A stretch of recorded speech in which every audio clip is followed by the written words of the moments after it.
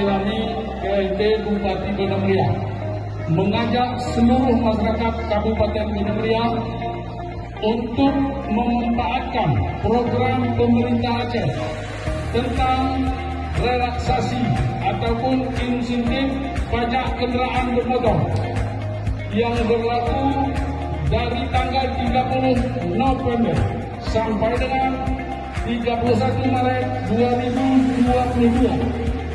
Karena pajak ke daerah itu, kunjungi kami di Samsat Banda Mulia. Assalamualaikum warahmatullahi wabarakatuh.